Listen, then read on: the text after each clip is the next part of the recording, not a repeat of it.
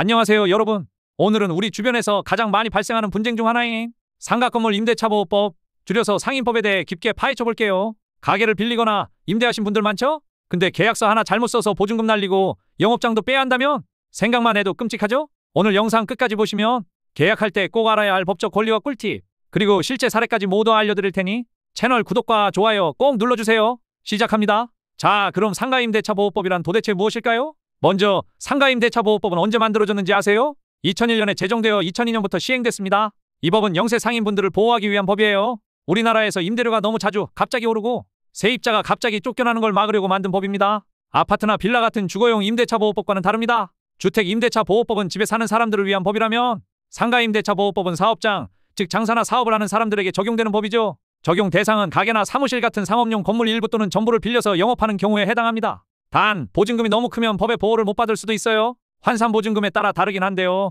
환산보증금이라는 개념은 제 쇼츠 영상에 게재되어 있으니 꼭 참고하시기 바랍니다. 그리고 가장 중요한 개념 두 가지가 있어요. 첫 번째는 대항력입니다. 대항력이란 임차인이 건물을 빌려 영업하는 동안 건물주가 바뀌어도 그 임대차 계약을 주장할 수 있는 권리를 말합니다. 예를 들어 여러분이 카페를 운영 중인데 건물주가 갑자기 건물을 다른 사람에게 팔아버려도 대항력이 있으면 계약기간 동안은 그대로 영업할 수 있다는 뜻이에요. 대항력을 가지려면 두 가지 조건이 필요해요. 첫째, 가게 문을 열고 실제로 점유하고 있어야 하고, 둘째, 사업자 등록을 해야 합니다. 사업자 등록은 임대차 계약 후 반드시 하셔야 대항력이 인정돼요. 두 번째는 우선 변제권인데요. 이건 임대인이 건물을 담보로 돈을 빌렸다가 못 갚아서 경매로 넘어갈 때 다른 채권자보다 우선해서 여러분이 보증금을 돌려받을 수 있는 권리입니다. 근데 우선 변제권은 대항력이 있고 확정일자가 있어야 인정됩니다. 확정일자는 계약서에 날짜를 찍는 건데 동주민센터나 법원에서 받을 수 있어요. 이걸 안 받으면 경매에서 보증금을 못 돌려받을 수도 있으니 꼭 챙기셔야 합니다. 이제 계약갱신 요구권에 대해 알아볼게요. 임차인 여러분에게는 계약기간이 끝나갈 때 최대 10년까지 계약을 연장할 수 있는 권리가 있습니다.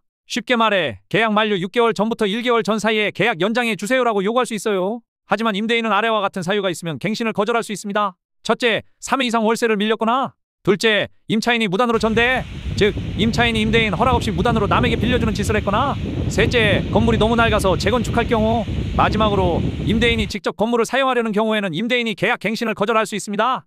여기서 중요한 팁, 갱신 요구는 꼭 문자나 내용 증명으로 남겨야 합니다.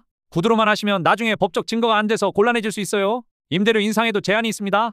법에 따르면 한 해에 5% 이상 인상은 불가능해요. 지방자치단체에서는 이보다 더 낮은 상한을 정할 수도 있습니다. 임대인이 한꺼번에 10% 올려달라고 하면 임차인은 법적으로 안 돼요 라고 하고 맞설 수 있어요. 권리금이라는 말 들어보셨죠? 권리금은 가게의 위치, 영업 노하우, 단골 손님 등을 돈으로 환산한 가치입니다. 바닥 권리금이라고 하죠. 시설 권리금도 해당되고요. 임차인은 계약 종료 전 6개월 이내에 새로운 임차인을 직접 구할 수 있는 권리가 있습니다. 만약 임대인이 이걸 부당하게 막으면 임차인은 손해배상을 청구할 수 있어요. 예를 들어 김 사장님이 가게를 정리하면서 새로운 세입자를 구했는데 임대인이 마음에 안 든다며 거절했다면 법원은 임차인 편을 들어주고 배상 명령을 내릴 수 있습니다. 그럼 실제 분쟁 사례를 하나씩 살펴볼게요. 첫 번째, 확정일자를 안 받아서 보증금을 못 돌려받은 사례입니다. 어떤 임차인이 보증금 3천만 원을 냈는데 확정일자를 받지 않아 건물이 경매로 넘어가면서 보증금을 전혀 못 받았어요. 두 번째, 권리금 분쟁으로 3천만 원 배상 판결을 받은 사례도 있습니다. 임대인이 부당하게 신규 임차인, 즉 새로운 세입자 허가를 막자 임차인이 손해배상을 청구했고 법원이 인정했죠. 세 번째, 임대료를 5% 이상 올리려다가 임차인이 법원에 맞서 승소한 사례도 있습니다. 이런 분쟁을 피하려면 계약서 쓰고 확정일자 꼭 챙기고 권리금 관련 서류도 꼼꼼히 준비해야 합니다.